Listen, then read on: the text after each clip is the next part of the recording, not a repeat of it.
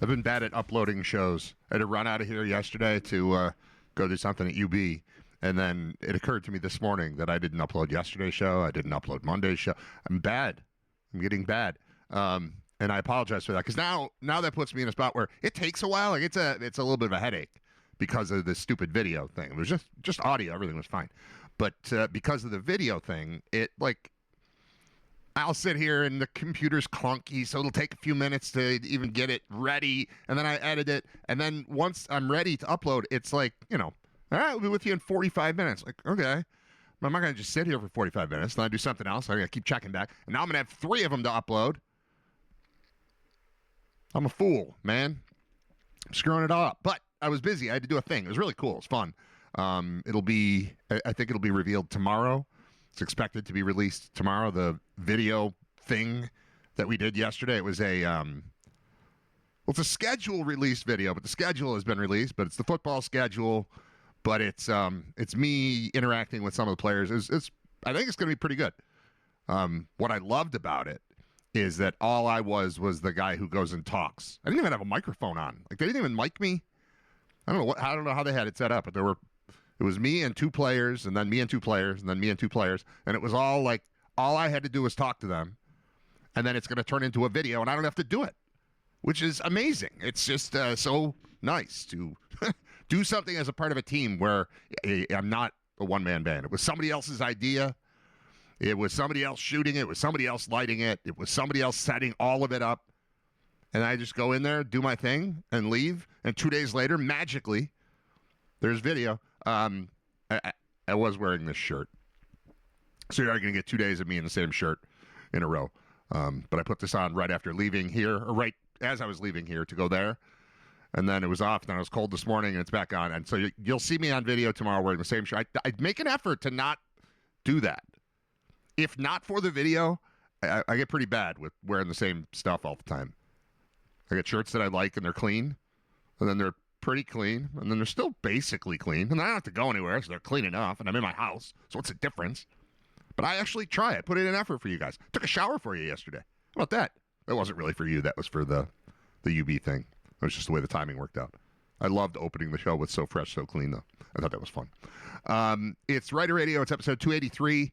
I don't know if I'm more excited that hockey is back tonight or that baseball begins tonight, because both are great. And then basketball returns tomorrow as far as college is concerned. NCAA tournament resumes tomorrow. So there's like lots of sports stuff on the plate, and I feel great. I feel great about sports. Like I have a renewed relationship with all of them. And I, again, credit the Sabres. I credit the Olympic hockey team, all of it. But it's like, do you want to do a fantasy baseball league? Yeah, I'll do a fantasy baseball league. We got all this stuff going on. We had to decide, here's how, whoa.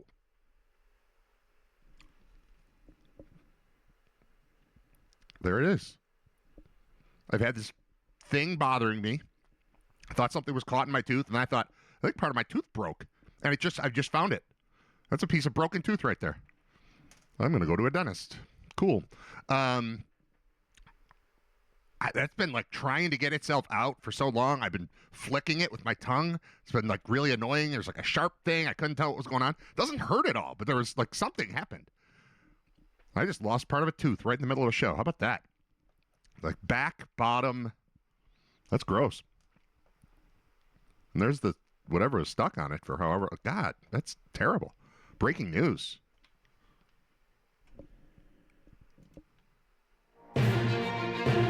Breaking teeth.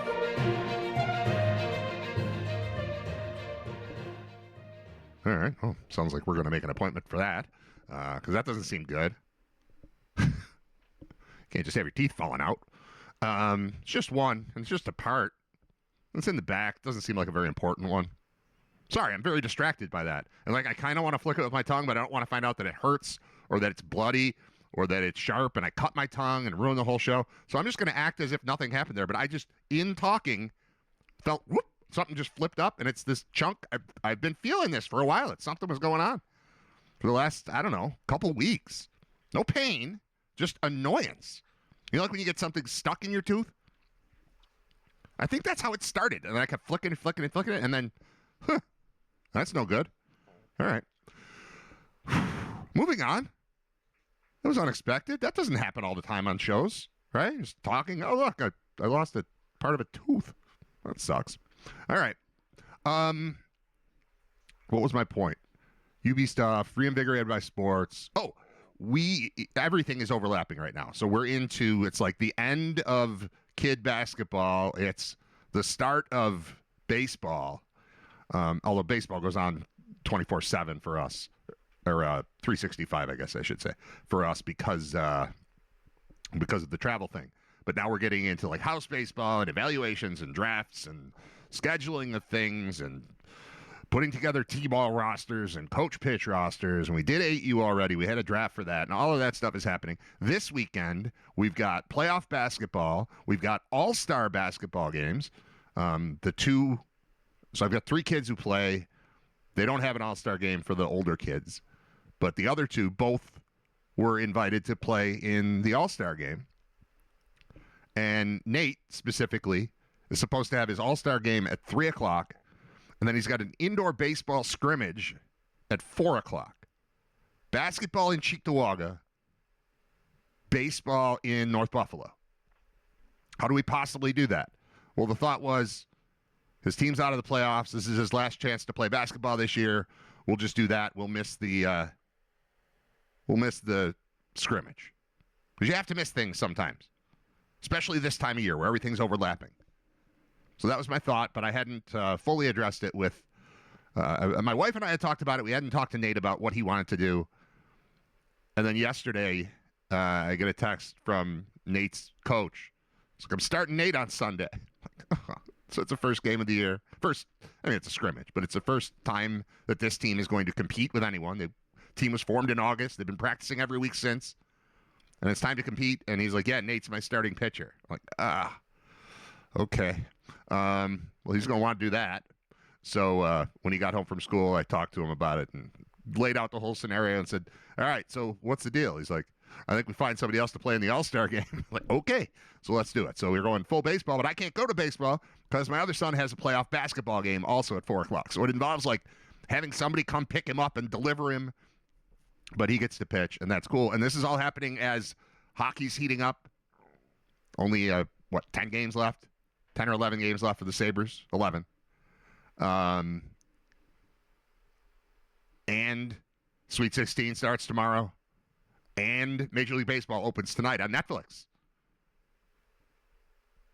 Yankees at Giants. Why we're starting interleague, I don't know. But here it comes, and I'm in. So typically the first thing I open on the computer screen in the morning to get ready for a show, just kind of scout what's out there, is just Google News. I just type in Google News, and then it has various tabs across the top. They include U.S., world, local, business, technology, entertainment, sports, science, health. Health one's scary. Don't click on that. Every time you click on health, it's just, we're all going to die again. First story. The world's deadliest infectious disease is on the rise in the U.S. It's tuberculosis. Story from the Baltimore Sun. Why the Bay Area has been a tuberculosis hotspot for more than a century. TB cases rise in L.A. County to highest level since 2016. So that's there. Then you just go past that. It's like a whole chunk of tuberculosis stories. Then it's a new COVID variant detected in 25 U.S. states. Then we're back to another chunk of tuberculosis things. And I'm like, you know what? I don't need that one. I typically start with U.S. I'll hit local. Local never really works. Local takes me to like firewall stuff and stories written by part-time employees at radio stations and bots. And it's always like just nonsense in there. Business can be fun. Technology can be fun. Entertainment, I click on it, see if there's anything fun there. Today, not really. Sports is always a thing. Science, though, I got real caught up in science today because let me just read you some headlines from the science page of Google News today. First thing is a chunk of stories about NASA and its plan for a permanent moon base. NASA announces new Mars mission reshapes goals on moon. NASA reimagined lunar plans cost $20 billion. NASA unveils initiatives to achieve America's national space policy. So that's all there. Then there's NASA's Artemis mission set for April launch window. That's moon again, 1 week away. NASA gearing up to launch to launch Artemis 2 astronauts around the moon on April 1st. Can't make it April 1st. We're going to the moon. It's April 1st. Really? Are we really doing it? April Fool's Day? And then there are the fireballs. Green fireball captured on dashcam video as meteor streaks across the Pacific. And then there's another one that I don't know where it went, but it was about how this, for the second time in a week in Ohio, people have seen fireballs flashing across the sky. I had to click on the one about the dash cam. I have not watched it yet, but I'm going to watch it and react to it in real time. Green fireball captured on Washington dash cam as meteor streaks across sky. All right, here we go. I'm going to hit play. We'll put the audio on. I don't know if the people with the dash cam swear in the video, then I apologize because I don't condone. They can say whatever they want. I don't care. All right, this is from the Seattle Times. It was like just a bright flash, and so it kind of catches you off guard. It was fun to see, but there was a slight bit of fear for a short time, thinking, "What was that? Is there more of this going to happen?" It was bright. It was green. It was spectacular. Yeah, people need to remember there's about 80 to 90 miles above us, and that's why it's such a widespread visibility for one tiny little piece of rock put on such a show. We just had a recent report someplace in Texas that a meteorite actually hit a house. Unfortunately, nobody was hurt, but that's extremely rare.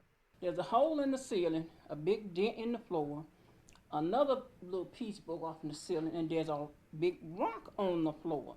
And it just scared me to death. And I'm like, everybody back out, get out the room. I said, I don't know what this is, but I said, this might be a meteor. This is a brand new roof, so I had to find somebody to come and patch it. It was just a little scary. Then it was exciting to know that it might be a meteor.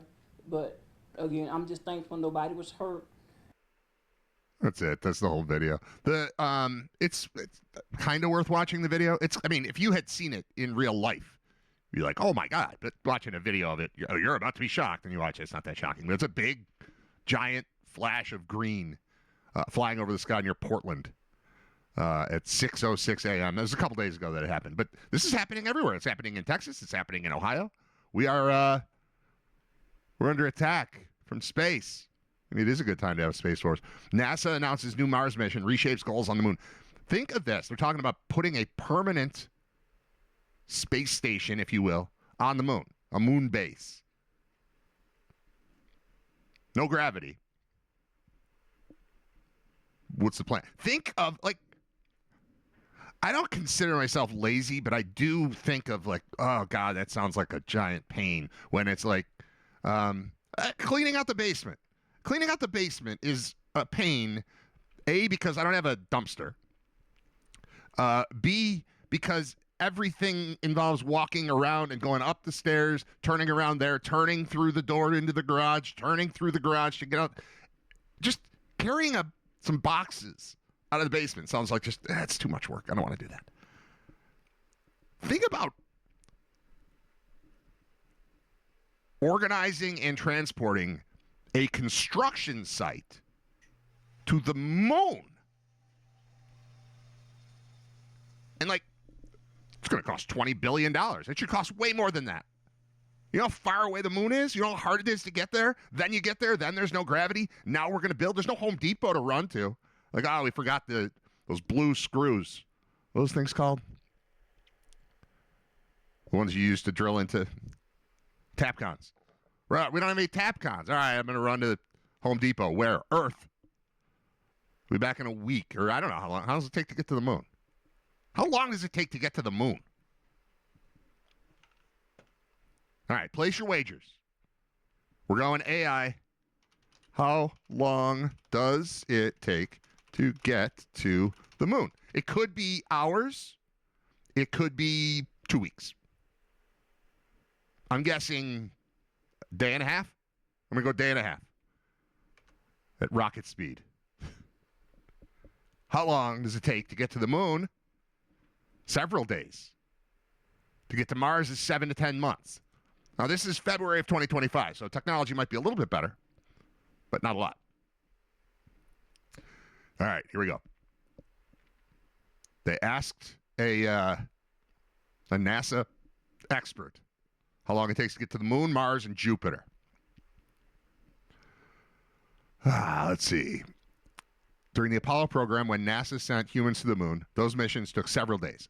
The fastest was Apollo 8, which took just under 3 days to go from Earth orbit to orbit around the moon. Now it's possible to save some fuel by flying different kinds of trajectories to the moon that are shaped in such a way to save fuel. And those trajectories can take more time, potentially weeks or months, to reach the moon, depending on how you do it. Mars is further away, about 50% further away from the sun than Earth is, and reaching Mars generally takes somewhere between 7 to 10 months, flying a relatively direct route. Just trying to think about how, like, what would an indirect route be? Like, when I try to get to baseball, it takes me longer because there's a creek and there's nowhere to cross it unless you go to Union Road or Transit Road, or Borden, I guess. But we can't go, like, if I could just go directly from here to where our Little League field is, if I could just go straight, that would be helpful. But, like, what's in the way of, I'm in way over my head here.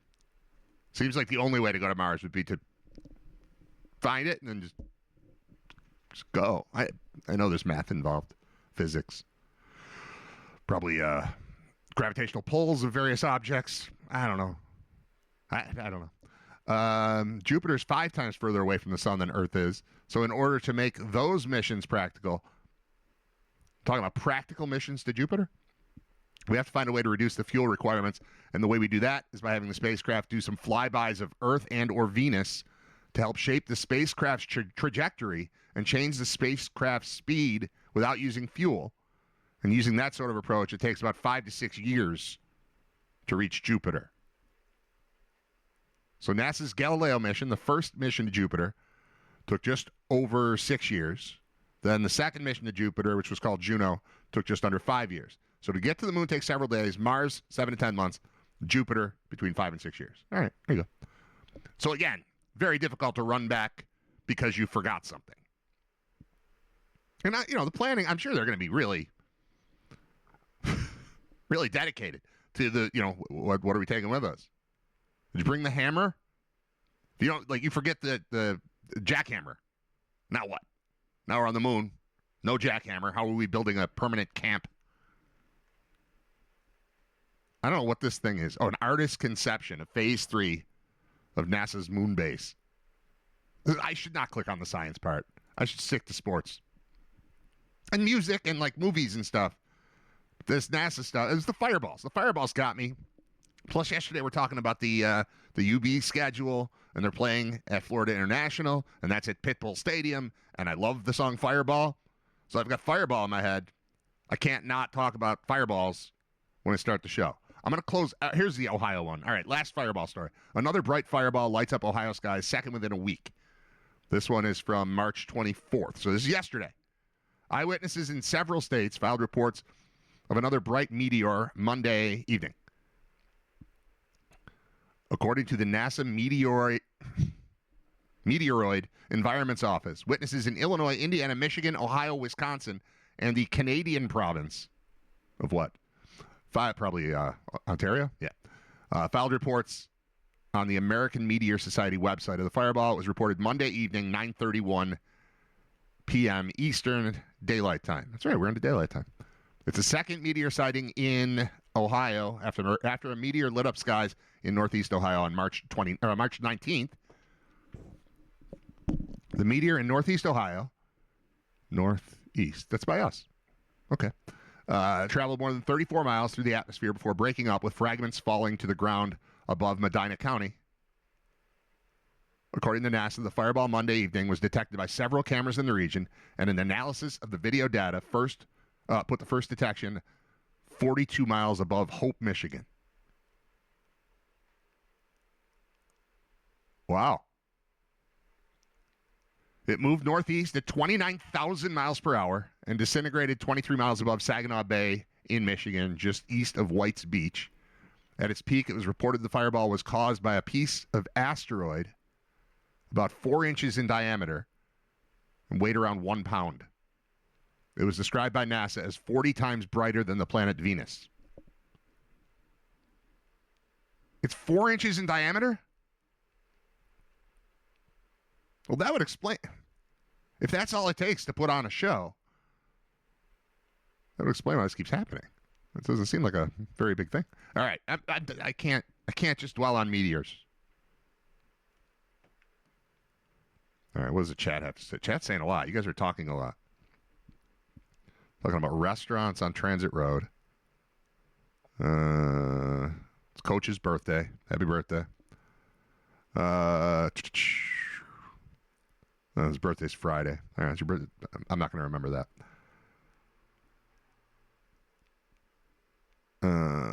Grit, formerly known as Arbo, says all new pods been posted. It's good to be back. Training done at work.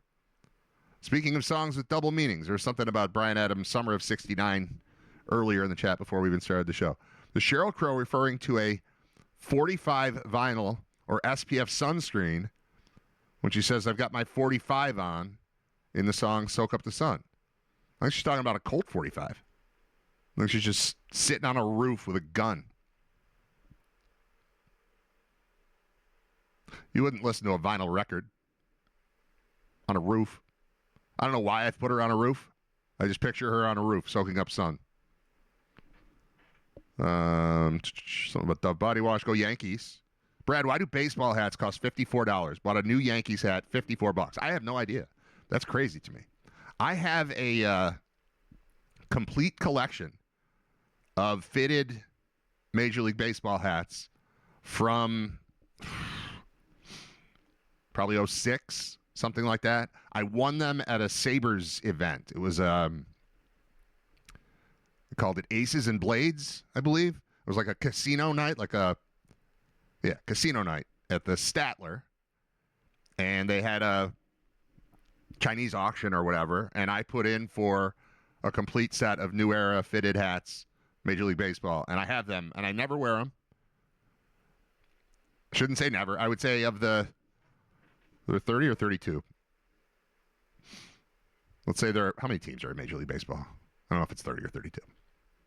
But either way, I bet I've worn half of them, but only a handful of times each of them. A lot of them still have the stickers on them.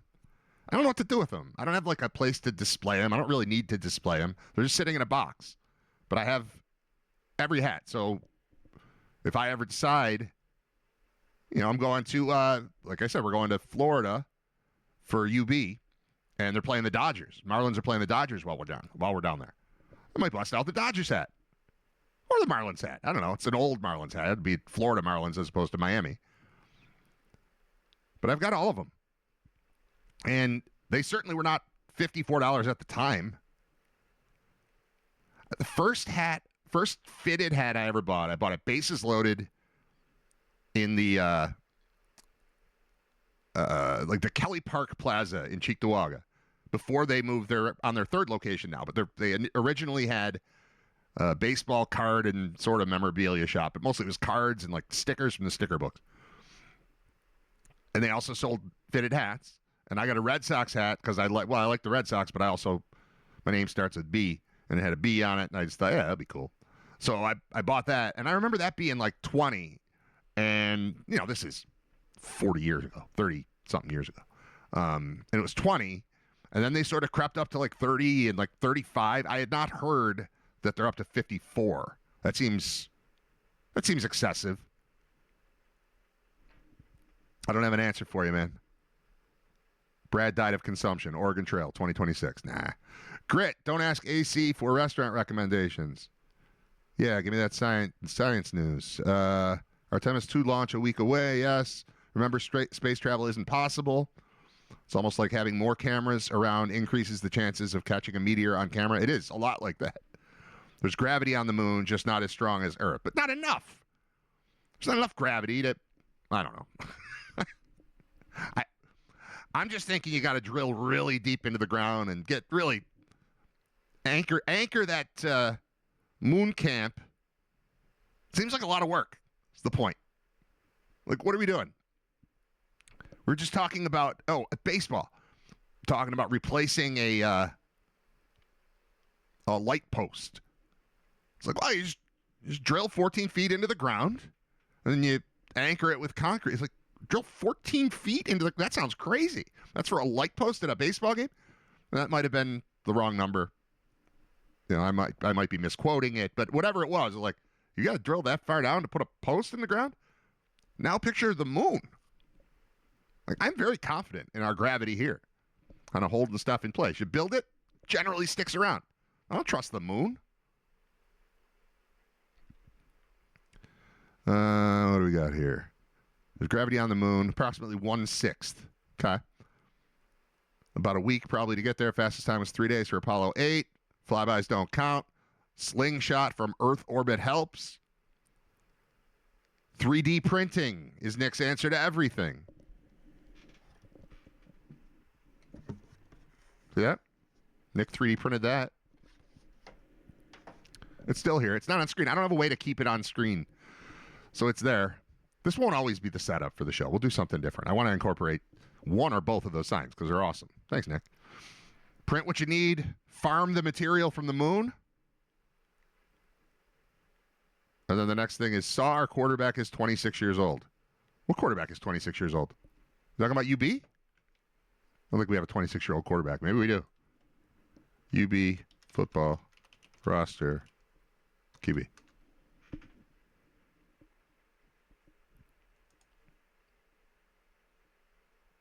I don't know that I have time to scroll through this whole thing. Full bio on everybody. I'm not going to do that. Okay. I'll let you explain yourself in the chat, Nick. I calculated magic number today for the Sabres. And first I just did it with AI. I asked AI to figure it out, and AI was dumb. AI is not as smart as it thinks it is. It does a lot of good things. It does a lot of terrible things. I was like, what's the Sabres magic number right now? It's like, well, to calculate the magic number, here's what you do. You need this formula and this and this and this and this, and you need approximately this, and it's probably about 20 something. I'm like, there's no way it's 20 something with 10 games to go. And then it's like, oh, do you want me to use today's standings to calculate? I was like, yes, of course. That's what I want you to do. Why would I ask you this? No, Taquan Roberson's gone. He was a quarterback last year. Are you talking about the draft now? Our-led scouting services. Oh, okay, I see what you're saying. I didn't realize he was that old. I mean, he played 7 years of college football, so I guess you start to get up there when you do that sort of thing. He's not an NFL prospect though, so I'm not too concerned. And he's gone. I did the calculate. I looked. So the team that you're looking at to calculate magic number right now is the New York Islanders. They're the first team out. So in order to, and this is very basic to some of you, but some of you might have no idea what I'm even talking about with magic numbers, so I'm going to give like the brief explanation. What you do is you take the last team out of the playoffs, and then you see how many points they can achieve if they win the rest of their games. So right now that team is the Islanders. They're at 9th. They're in 9th. They've got 85 points. They've got 10 games remaining. If they were to win every one of them, they would get to 105, which means in order for the Sabres to not get passed by the 9th place team, you can get passed by all the other ones. 2 through 8 can pass you. You're still in the playoffs. In order to not get passed, the Sabres need to get to 106, which means they need 11 points to clinch a playoff spot. 11 points, magic number-wise. So a Sabres win tonight against the Bruins would cut that to 9. And Islanders loss tomorrow to Dallas would cut that to 7. It's all happening. But it was time for me to at least put a little bit of math on it. I was talking with Dan Cave last night. It's like, how crazy is it? But the Sabres have been like striving to be in this range. Like 95 is about what's going to get you in the playoffs, typically. And they're sitting here, and they've got 11 games left on the schedule, or 10. I keep doing that. I should look. It's one or the other. 11. They've got 11 games left. The Islanders only have 10. So you've got 11 games for you, 10 games for the Islanders. That's 21 total games. And in those 21 games, 11 points have to go the Sabres' way, which is winning for 2, going to overtime and losing for 1. The Islanders losing would get you 2. The Islanders going to overtime and losing would get you 1. So over the course of those 21 games, you need 11 points to go your way. That's you're in good shape. They're going to make the playoffs. But I would like to see that thing down to single digits tonight, and I would like to see it shrink again. I want to see the asterisk or the X or whatever they use next to their name. X. Colorado's got an X. Dallas has an X right now. Colorado at 104. Dallas only at 97. I mean, only. The Sabres are great at 95. I'm just saying they're not that far ahead of Buffalo. They've actually got fewer wins. It's overtime losses that have them up where they are. 11 points worth of those. But those are the only 2 teams in the league right now that have the X next to their name. The only team with the E for eliminated is the Vancouver Canucks, who through 70 games have earned a total of 50 points. And they have a goal differential of -80. So that's not cool. Who's hot right now? Nashville's hot. Nashville has crept into a playoff spot with 5 consecutive wins. They're the final wild card in the West. And then in the East, so you're looking to win your division, and it's tight. Sabres are 2 points up on Tampa. Tampa's got a game in hand. So there's that. Sabres hold the tiebreaker there, though. Regulation wins. And they play each other again on April 6th, as has been much discussed after the 8-7 game. People want to see that again. The last time they played before that was great, too. It was the Sabres stomped them, but there were fights. There was bad blood building up already. And, man, does that seem like a fun second-round playoff series. They're pretty much in the clear on Montreal. Up 7 points on Montreal. Montreal has a game in hand. But if you play 500 hockey from here on out, and I don't think they will, I think they're going to be better than that. They've proven themselves that they're there to win it every night. Even that loss the other day was it was impressive. Down 2 going into the third, they come back to take the lead. And yeah, they blew it and they lost, but they're here. They're real. So it's going to happen. They're going to get the asterisk. It's going to be there. I don't know if they're going to win the division, but they're in contention for the division and for the top spot in the conference. They're a point behind Carolina, 2 points up on Tampa. Played the same number of games as Carolina. Tampa's got 1 game in hand. But all that is happening, and it continues tonight. Home game, Bruins at Sabres tonight, and I'm kind of torn. And this is where living in a streaming world makes things difficult. I want to watch opening night of Major League Baseball, but I also need to watch Sabres. So in the old regular world, you had like a recall or go back button, and there's the Sabres game, and there's the baseball game. But no, it's Netflix for baseball, and it's TNT/True TV for the Sabres. So they're on regular TV. Even people who don't typically have the ability to watch Sabres games can watch this one, maybe, if you have the right services. But it's not MSG. It's TNT. But that doesn't help me with the ability to flip back and forth. And I can't do, like, YouTube TV allows for split screen, but I can't split and do half YouTube TV and half Netflix. Can't do that. So do you have to actually set up a second television? I don't want to have to do that. Although I do have that set up in the basement. I could do projector for one thing, television for the other. It's a possibility. I'm just saying. Things were a lot simpler. It seemed like, hey, we should just be able to get this show and that show a la carte. And then it's like, no, now you have to have 75 streaming services, and cable was probably just easier. Or DirecTV or whatever. But everything being spread out over everything, it's okay if I'm watching one thing. It's not okay to, especially the TV in our family room is, it's like we bought a smart TV too early or something. Like it's one generation too new or too old to where the technology isn't great and it's kind of clunky. Like I always complain about my computer. It's just like every now and then it just gets kind of lagging. To be able to like flip, it's fine once you settle into a show. Like, all right, this is what we're watching. Here we go. Set down the remote. Everything's fine. But every time I have to pick up the remote for that TV, I hate it. And tonight it'll be a lot of remoting, a lot of remote controlling, due to the split nature of sports broadcasts right now. Sail the seven seas. What? I don't know what's going on there. AC man, sail the seven seas, Brad. And then you got some pirate flags. Oh, I see what you're saying, pirate flags. That still wouldn't change anything, though. It wouldn't change the fact that we're watching two separate services.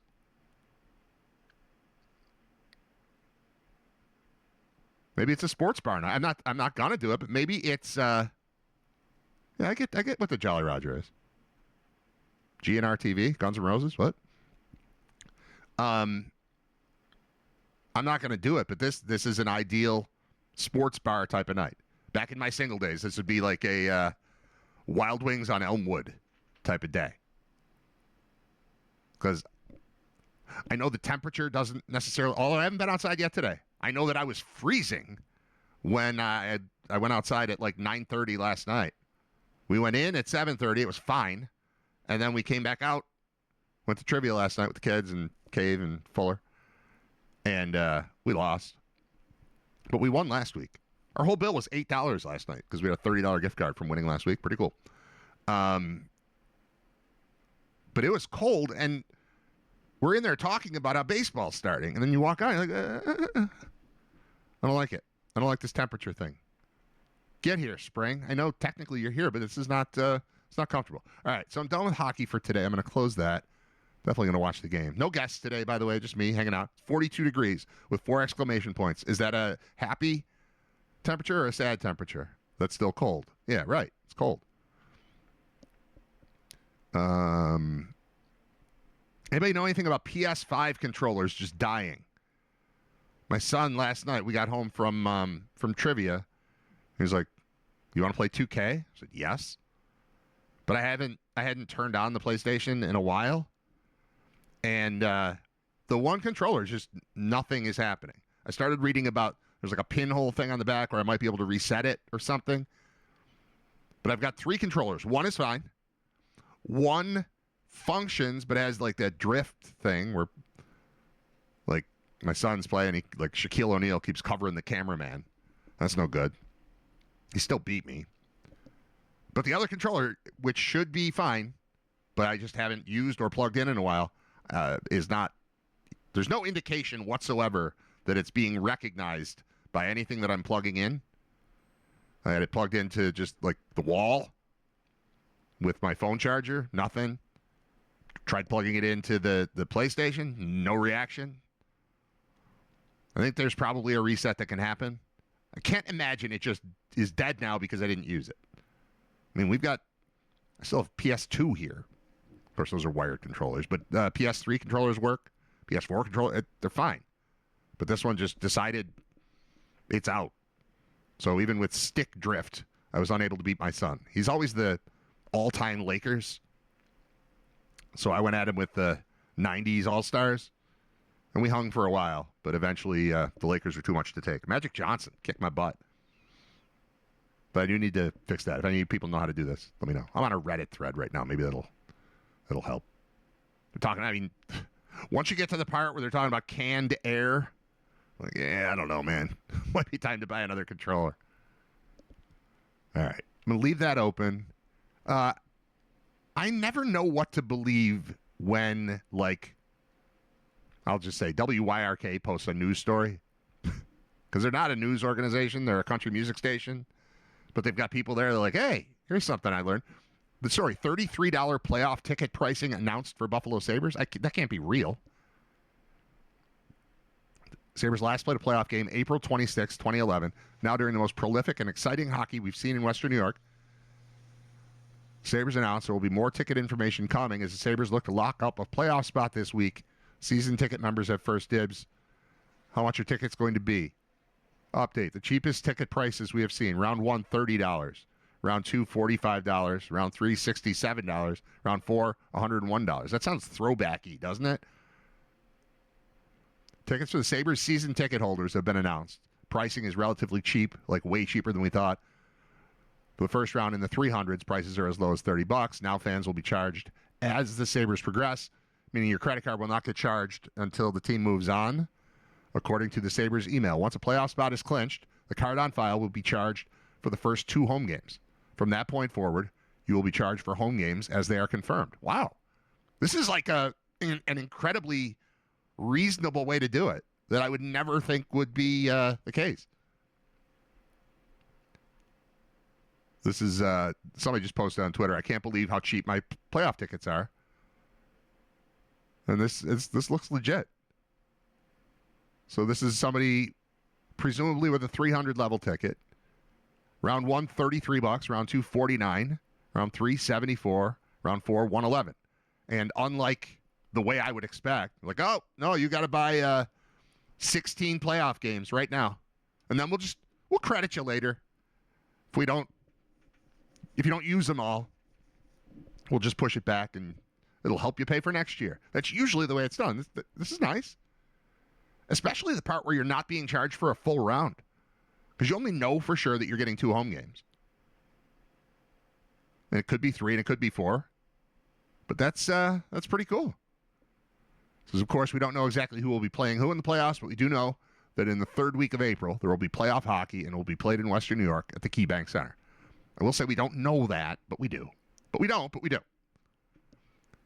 Next week, you'll receive your 2026 member playoff guide, the Sabres wrote in an email to all season ticket holders. Season ticket members will, is that what they call them? Members? Yeah, I guess. Will have a first crack at buying seats for any and all playoff games, and they'll get ticketing information, deadlines, and pricing by next week. The email also noted they anticipate the tickets selling out very quickly as people are very excited about hockey in Western New York right now. Buffalo can clinch the playoffs as early as this week with at least 2 more wins and a couple of losses by other teams. Yeah.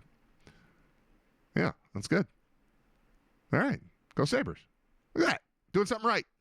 It's not just, it's all of it. It all just feels right. Players feel like they belong and the vibe is good and Lindy's there and the arena's full and it's loud and they think they're going to win every game and they usually do.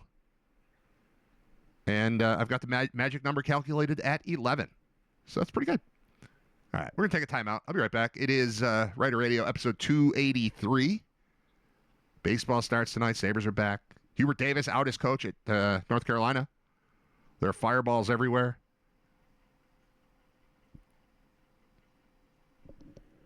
Stay tuned. It's Riter Radio.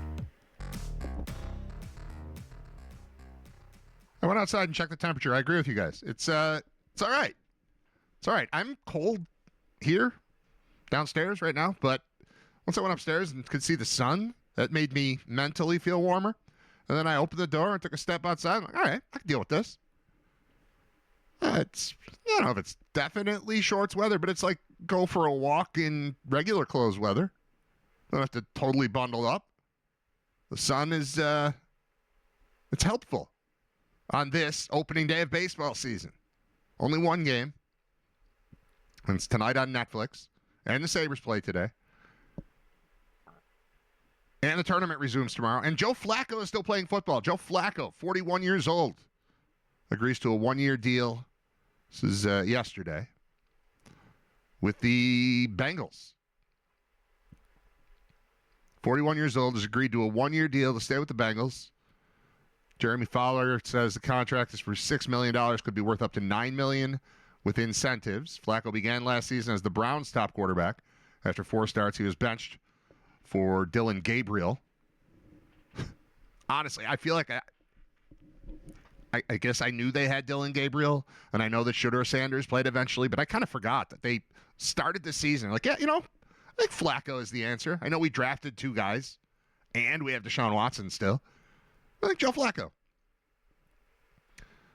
Around the same time as Dylan Gabriel becoming the starter with Cleveland, the Bengals needed the starter because Burrow was hurt. Jake Browning struggled. Cincinnati sent the Browns a 5th-round pick for Flacco and a 6th-round pick. So it's a 5th went one way, and Flacco and a 6th went the other. Browning signed with Tampa earlier this offseason. Flacco was more than serviceable for the Bengals. He made 6 starts in 9 total appearances with the Bengals. He completed 62% of his passes, 13 touchdowns, 4 picks. Played with a sprained AC joint in his throwing shoulder and threw for a career-high 470 yards in a loss to the Bears. So, yeah, it's still going on. And I like that they, the headline writer at ESPN.com called him elite longevity, it said, I think. What's the phrase? Elite longevity. Flacco 41 agrees to Cincy deal. That's fun. There's nothing to dislike about Joe Flacco, right? He's just kind of there. He's kind of fine whenever it's time to use him. I'm all right with that. I mentioned that Hubert Davis is out as head coach at North Carolina. And initially it was sort of like, yeah, we're changing stuff. And then he said he was let go. He wanted to keep coaching, but they decided not to do that. They said this opportunity has truly been a blessing. Opportunity, relationships, experiences. I'm proud of what we're able to accomplish together. My goal is to coach again in the very near future. He has nearly $5.3 million of guaranteed money left on his deal. And the university said in the statement that it would honor the terms of his contract. That's not that bad then. Here's $5.3 million to not coach. And then you can try to be a coach somewhere else. The decision came after a recommendation from current athletic director Bubba Cunningham and executive associate athletic director Steve Newmark, who will take over the AD role on July 1st. That recommendation was accepted by the chancellor of the school. Does this article have potential replacements? No, it doesn't. There was one that I had open that did list guys. And I mean, they're talking about everybody. Like, they've got Nate Oates on the table. Nate Oates does a pretty good job. Still playing. I'm relying heavily on Nate Oates again for the for the tournament bracket. Nobody cares about your bracket, I know. But every year, I go in, and other years there have been other people who have been on the Bama bandwagon. But I figure if I've got a shot, I got to pick a different champion than everybody else has. So I'm the only one in the pool with Bama. But, I also had UCLA in the Final Four, and I had Gonzaga in the final. It's dead. But Bama. Go Nate Oates. Still like Nate Oates. Davis appeared sour and agitated in a post-game news conference. Well, yeah. They lost to VCU. It triggered an emotional response from the fan base and donors. The second year in a row they've exited in the first round. And that's that. I wish I had the other story. I probably do have the other story open. Let's see if this is the same one or not. Yeah, I've got the same one open twice. I swear to you, I had a list of candidates, but it's like everyone. Regardless of where they're already working and how stable that position is. It's just like, no, we're North Carolina. We're going to target everyone. And it's not obviously an official statement from the school. But it is thought that everyone's in play for that job. It's a premium job, obviously. All right, we're down to 16 teams. They rank the 16. Let's see how Bama's doing here. 1 Arizona, 2 Michigan, 3 Duke, yep.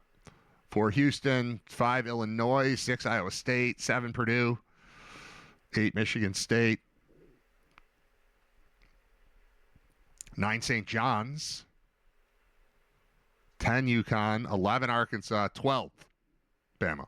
Original seed 3rd, defeated Hofstra by 20, defeated Texas Tech by 25. We've got them as 12 of 16. Nebraska, Tennessee, Iowa, Texas, rounding out the field for the Sweet 16, which begins tomorrow. I got into the science stuff again. I don't want to do this. I don't want to get bogged down in science stuff, but I read about cloning of mice and how once you get to like 58 generations of cloning mice, some genetic mutations start to show up, so they probably shouldn't do that anymore. That's it in summary. Without me reading all the words I can't pronounce and all the things I don't understand, the general synopsis of this story with a headline, "Mouse Study Shows Repeated Cloning Causes Grave Genetic Mutations." That's it. Clones had mutations tripled the rate of normal mice. By the 58th generation, they've been doing this for a while, clones died within days of birth. 1,206 cloned mice were generated from 2005 to 2025. Clones pass all their defective genes to the next generation. So, surprise. Cloning animals for 58 generations does not give you a super positive result, as it turns out. I'm no scientist. I knew that. I just inherently knew. If you just take the same mice and just keep making them over and over and over again, it's probably not going to work out perfectly for you. No science degree whatsoever. Very little knowledge. But come on, man. Yeah, turns out it's not perfect. Listen to this one. This is an NBA thing. NBPA, the Players Association, is calling for 65-game rule change, citing Cade Cunningham's case. Cade Cunningham's eligibility is the guard for the Pistons. His eligibility for individual honors, such as a spot on the All-NBA team, is in some doubt because of the 65-game rule for such awards, and the Players Association said Tuesday that shouldn't be the case. Players Association, which through collective bargaining agreed to that rule as part of the current agreement between the league and its players, said it, at minimum, wants to see the rule amended. The union said through a spokesperson, Cade Cunningham's potential ineligibility for postseason awards after a career-defining season is a clear indictment of the 65-game rule and yet another example of why it must be abolished or reformed to create an exception for significant injuries. Since its implementation, far too many deserving players have been unfairly disqualified from end-of-season honors by this arbitrary and overly rigid quota. He's appeared in 61 games this season. He's expected to miss several more while recovering from a collapsed lung. And if he misses too many, he'll fall short of the 65-game threshold. His agent says Cade has delivered a first-team All-NBA season. If he falls just short of an arbitrary games played threshold due to legitimate injury, it should not disqualify him from recognition he has clearly earned over the course of the season. The league should be rewarding excellence, not enforcing rigid cutoffs that ignore context.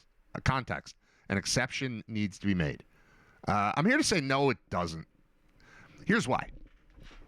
Every time, put it this way, any rule that's in place is there for a reason. It might not be a great reason, but it's there because people before you sat around and said, what are we going to do about this issue? And then they put a rule in place. And that doesn't mean you can't re-examine things. But every time you just driving down the street, you see a sign.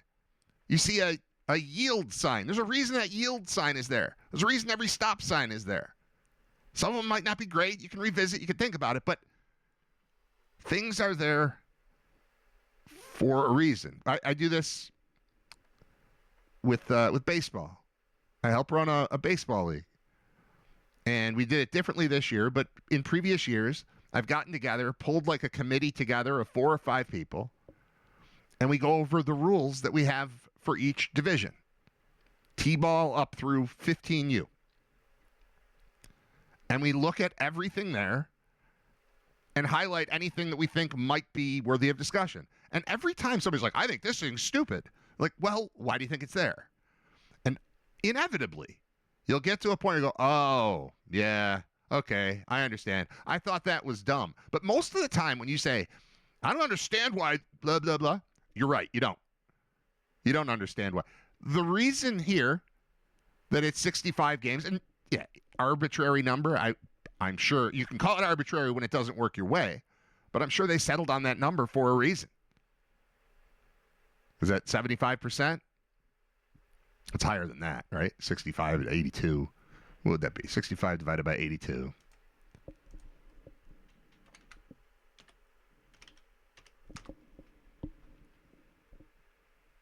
$79.268. So it's almost 80%. So you have to participate in 80% of the games to qualify. So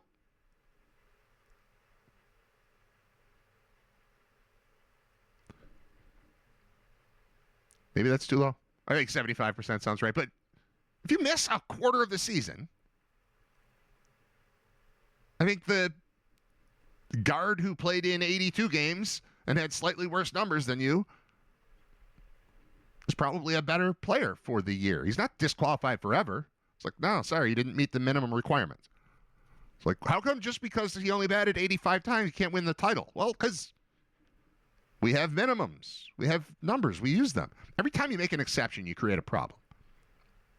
And this is not just with rules, but like with dates for like birth dates, the cutoff for ages. Like, how come this kid, he's barely going to be 16? Why can't he play 15U? Because it's 15U. It's not 16U. This kid, he's kind of timid. And I think it'd be better if he played on the smaller diamond than on the bigger. No, he should play with the kids his age because that's what Little League says. So let's go with it. And it's just every time you make an exception, you create this whole other situation. And maybe this isn't exactly the same thing, but it feels similar. It's like, I don't understand why this. Well, first of all, the union collectively bargained it in the first place. So you landed on it. Now you've got one situation where an agent's like, what about my guy? Like, well, your guy is not going to qualify because of the rules that we put in place. Yeah, but I think he should. Yeah, but he doesn't. So let's get on with our lives. Tyrese Maxey is third in the league in total minutes played this season and will be ineligible. Well, the argument here is to use minutes instead of games. Should be 2,000 minutes or 65 games, using Tyrese Maxey as an example. How is that possible? Because he plays constantly, but he's also hurt? So he's in and out of the lineup, but when he's in the lineup, he plays all the time? Yeah, I guess minutes versus games. But no, I think it's games. Because within a game, a coach is going to use you as much as necessary. But if you're not in the game, you can't be used at all. So if you're missing more than 1 out of every 5 games, I think I'm just moving on to the next person on the list. Whether your numbers are exceptional or not, the risk of just overusing a quote that is overused. Best ability, the most important ability is availability. And if you can't get out there for 65 of 82 games, I don't see what the problem is. I haven't watched the Pistons play a single game. I have no idea. I mean, they're talking about a breakout season for Cade Cunningham. Let's see how amazing has Cade Cunningham been?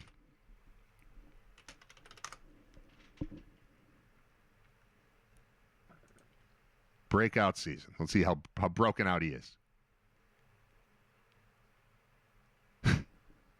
On Basketball Reference, they give you, in parentheses, nicknames. Nicknames listed for Cade Cunningham are Motorcade, Deuce, Smooth Operator, and Cade Icewood. Who calls him Cade Icewood? Is that real? Like Michael Irvin calling himself the playmaker. Shut up. All right, how has Cade Cunningham done this year compared to other seasons? Let's see. Get off my screen, ad. Finished 3rd Rookie of the Year in 2021-22. Finished 7th in All-Star balloting last year. He was an All-Star, or 7th in MVP, excuse me, and an All-Star. NBA 3rd team, and he's an All-Star this year. He's played in 61 games, but it seems like that might be it. I'm on totals as opposed to average. Per 36 minutes. Is that what we use here? I want averages per game. There we go. It's not a breakout season. He's down from last year in points per game. It's about almost a full assist higher per game. Rebounds are down a little. Not that that's what you're looking for out of your guard. Free throw percentage is down. 3-point percentage slightly down. Field goal percentage slightly down. Yeah, I don't think we need to make an exception here. He was an all-star. That happens halfway through the season. Good job. Now you're hurt. Now you can't play. Now you can't be. Now you're not eligible. I'm okay with this. This is fine. I went on this day in music history today. Two things. One, oh no, this is the wrong page again. Hold on.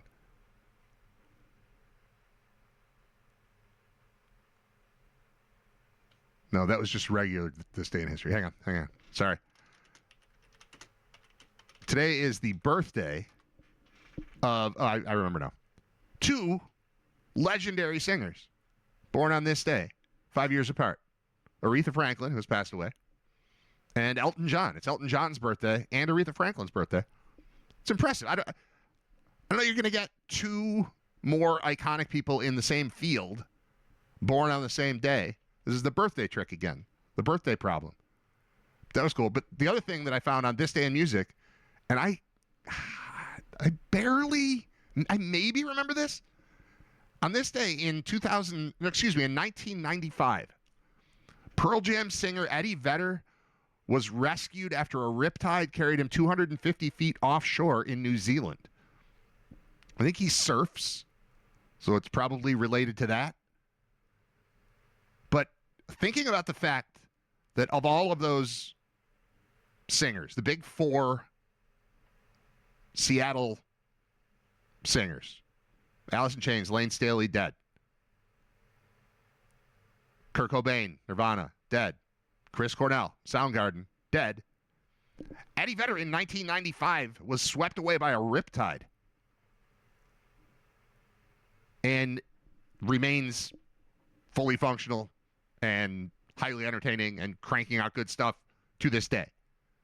But he's the only one of those four left. And we almost lost him to a riptide 31 years ago. I don't remember that. On this day in 1990, Motley Crue's Tommy Lee was arrested for mooning the audience during a gig in Augusta, charged with indecent exposure. On this day in 86, Guns N' Roses signed a worldwide deal with Geffen Records. The band has sold more than 100 million albums worldwide. And their debut, Appetite for Destruction, sold in excess of 28 million copies worldwide. That was a good album. I was just talking to my son about that. I'm like, you ever get into this? And he said, no. Forget what we played. It's something yesterday that was new to him. Oh, I was explaining Soul Asylum. I don't feel like enough people give them enough respect for what they were as a live band. I remember the first I heard of them, it was like they were calling them the greatest live band in America, and they were Chelsea Clinton's favorite band. I remember that. And then I had a chance to see them at, I think it was Impacts at the time, at that Ogden Street Concert Hall, Theater, whatever. And I was telling my kids really, but mostly Zach, he's the one who cares, about that show back. It was like the week leading up to them being on SNL. Runaway Train was on in the car yesterday. And I was like, this is a very good band. I don't love this song, but this song was a massive hit. And they played like a Tuesday night or a Wednesday night or something in Buffalo. And then they were on SNL that Saturday. And I remember Dave Perner still had the same crappy, dirty, black Zenith T-shirt on SNL that he wore at the show in Buffalo. But it was one of the best shows I've ever seen. It was, I knew the album and a couple other songs. The album at the time was Grave Dancers Union.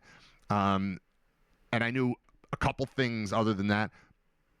But they're just one of those bands that when you see them live, it's like, oh my God, like it's a whole different experience. So I was trying to explain that to him yesterday. And that led to another story. My other Soul Asylum story is that, and I could look this up. I'm not going to right now. Somewhere in the like 2005, 6-ish range, 4, 5, 6, something like that. There was a night, I'm single. I live in an apartment in North Buffalo. And there was a night where I just had nothing going on. So I just went down to the Old Pink. Figuring I'll run into people. It'll be fine. They'll play music, get beer, steak sandwich, that whole thing. By myself. I didn't have, none of my friends were around. I was just like, I'll just go out to the Pink. I'll run into people. And shortly after getting to the Pink, I learned that Soul Asylum was playing in Niagara Falls that night. I don't know if they played that Evening Star place or if they played the bigger one. I can't remember the name of it. Whatever. But it was too late for me to try to get from there up to Niagara Falls to see him. But I mean, that's absolutely what I would have done had I realized they were playing. But I didn't know they were playing, and I would have gone to see him. I've seen him probably at least twice for sure. I saw him at Ogden Street. They played Thursday at the Square once. I went to that with Paul Gostad, if I remember correctly. And then this other one, I would have gone, but I didn't know what was happening. So I was like, oh, well, I'll just hang out here. And then like an hour and a half later, Soul Asylum showed up at the Old Pink just to hang out. And so I didn't get to see them in concert, but I did get to just hang out with Dave Perner and Dan Murphy from Soul Asylum at the bar. And like, they weren't mobbed. It was just guys I recognized because I had seen them live and seen them on TV and all that stuff. And talked to them. They were super cool. I remember I stepped in it a little bit. I was talking about how my favorite one of their songs is Cartoon. And Dave Perner's like, oh, perfect. The one I didn't write. He wrote all of them except that one, or most of them except that one. So that was a little misstep by me, but still kind of a fun, cool story. Anyway, why am I talking about Soul Asylum? I don't know. Because I get to do whatever I want. It's my show. I could stop doing the show right now, too, if I want. And I might. See what else happened in music. 1972, the band America started a three-week run at number one on the U.S. singles chart with their debut hit, Horse with No Name. The group scored 8 other U.S. top 40 hits during the 70s. That I find hard to believe. America has 9 top 40 hits? Okay, let's look it up. America top 40 hits, Billboard.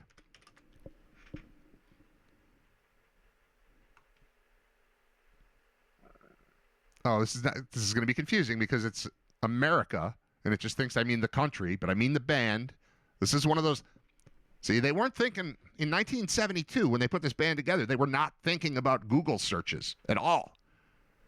You name yourself America, you make it very difficult to look up. America, I'm going to say band, but is that even going to work? America band top 40 hits. America. Yeah, oh, here we go.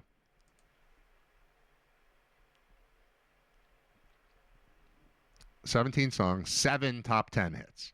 All right, let's just go top 10 hits. A Horse with No Name. Got it. Sister Golden Hair. Is that do do do do do do do do do do do do do do do do? I think it is. Tin Man. Oz never did give nothing to the Tin Man that he didn't already have. Lonely People. Lonely People. Not ringing a bell. I'm thinking of You by Candlebox. Oh, you lonely people. Keep on. You Can Do Magic. I had that on 45. That came out in 1982. So Horses Don't Name and Sister Golden Hair both reached 1. Tin Man reached 4. Lonely People, don't know, reached 5. You Can Do Magic, 8. Ventura Highway. I know that one. I can't think of how it goes, but I know that. That reached number 8. I Need You. That's pretty generic. That reached number 9. And then these other ones, I don't know at all. Although I might know if I heard them. I think I probably just always thought that I was hearing Crosby, Stills, and Nash when I was actually hearing America. It's not real easy to discern between those two. Today's the Day, Daisy Jane, The Border, Don't Cross the River, Woman Tonight, Right Before Your Eyes, California Dreamin', Muskrat Love. What's going on here? Everybody just used to do everybody else's songs back then. All right, that's enough on the band America. Flacco. Just closing out everything, and then we're shutting this thing down. Flacco, 65 games. PS5 controller. I'm going to fix that. Cloning of mice. I'm going to do one more quick hit on ESPN.com. If there's nothing new and exciting, I'm out. Yanks Cole to start season on 15-day IL, not 60. So it's Garrett Cole. Oh, yeah, who's pitching tonight? Man, check that. MLB schedule. It's only one game, but let's find out who's throwing. Ain't Garrett Cole. Max Fried versus Logan Webb. You can still get tickets as low as $95. You got to get to San Francisco by 8 o'clock Eastern. And then we've got full slate tomorrow. How many games tomorrow? 1, 2, 3, 4, 5, 6, 7, 8, 9, 10, 11 games tomorrow. Everyone will get 3 in between now and Sunday, and we are off. Paul Skeens pitching against the Mets. Scoobo going against the Padres. Oh, my man Zach Gallen. Going against Yamamoto, though. All right. I'm done. Thanks for listening, checking it out. Appreciate it. Sharing, liking, subscribing, following. Whatever stuff you guys do. Just keep doing the stuff. Appreciate it. Bye. No, that's the wrong button. This one. What are you doing for lunch? I don't know. I have a turkey sandwich. We're gonna go around the corner. I think you should come with us. This is a great place. Okay. We brought you a shirt. Will you get out of here? Will you get out of here? Will you? Now, will you go to lunch? Go to lunch. Will you go to lunch?